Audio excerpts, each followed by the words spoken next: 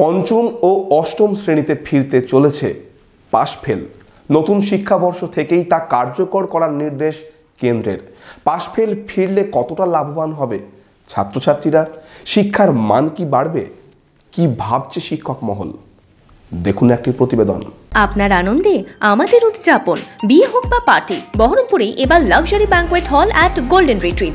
জেলায় একমাত্র pillarless banquet, আছে স্পা, সালন, ক্লাব মেম্বারশিপের সুযোগও। বহরমপুর শিল্প তালুকে গোল্ডেন রিট্রিট। ফিরছে পাশফেল প্রথা। পঞ্চম ও অষ্টম শ্রেণীতে পাশফেল ফেরাতে চলেছে কেন্দ্র। প্রকাশিত হয়েছে সেই বিজ্ঞপ্তি। আগামী শিক্ষাবর্ষ থেকে পঞ্চম ও অষ্টম শ্রেণীতে পাশফেল ফেরানোর সিদ্ধান্তে কি শিক্ষার কোনো মান উন্নয়ন ঘটবে? ছাত্রছাত্রীদের ড্রপ আউটের সংখ্যা বাড়বে, না সরকারের এই সিদ্ধান্তে পড়ার প্রতি আগ্রহ বাড়বে? উঠেছে একাধিক প্রশ্ন।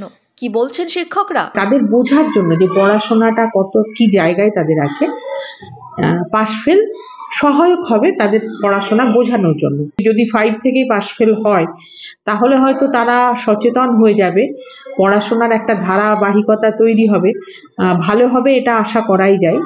কিন্তু কিছু অংশের ছাত্রছাত্রী হয়তো এর জন্য ড্রপ আউটও হয়ে যেতে পারে। 2019 সালে কেন্দ্র শিক্ষার অধিকার আইনে বদল এনে জানিয়েছিল, দেশের সব প্রান্তে পড়ুয়াদের বুনিয়াদী শিক্ষার বিষয়টি সুনিশ্চিত করতে পঞ্চম ও অষ্টম শ্রেণীতে কাউকে ফেল করানো হবে না। 5 বছর পর সেই শিক্ষার অধিকার আইন ফের বদলাতে চলেছে কেন্দ্র। কাজে শিক্ষার মানকে যদি আমরা একটু তুলতে চাই, তাহলে আমার তো মনে হয় যে পাস ফেল প্রথাটা চালু করা জরুরি।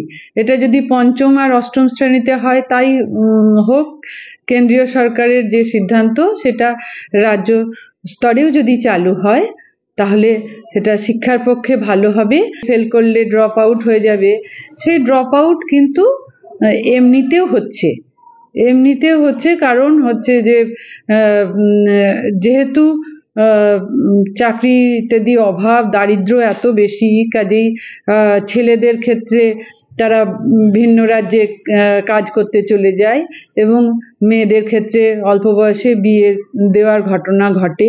আমাদেরকে স্কুল থেকে অনেক সময় এই আর্লি ম্যারেজ আটকানোর জন্য পদক্ষেপ গ্রহণ করতে হয়। কাজেই পাশফেল প্রথা তুলে দেওয়াটা ড্রপ আউট আটকাতে খুব একটা কার্যকর হয়নি। কেন্দ্রীয় সরকার যে নীতিটা আনলেন,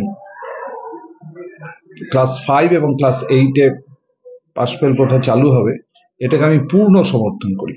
এবং যে ছেলেটি ফেল করবে তাকে 2 মাস পর আবার একটি সুযোগ দেওয়া হবে। হতেই পারে যে কোনো ছেলে হয়তো অসুস্থ, পরীক্ষা দিতে পারলো না বা খারাপ পরীক্ষা হয়েছে, তাকে 2 মাস পর আবার সুযোগ দেওয়া হবে। সেই 2 মাস পরেও যদি সে পাশ করতে না পারে তাহলে তাকে সেই ক্লাসে রেখে দেওয়া হবে, কিন্তু তাড়ানো যাবে না। তার ফলে ড্রপ আউট হবে না। এবং এই ড্রপ আউটের ভয়ে পাশফেল তুলে দেবে, এ প্রথা একদম শিক্ষা দিনে দিনে রসাতলে গেছে। আমি মনে করি শিক্ষার মান উন্নয়ন হবে এবং পাশফেল প্রথা চালু সঠিক সিদ্ধান্ত হয়েছে।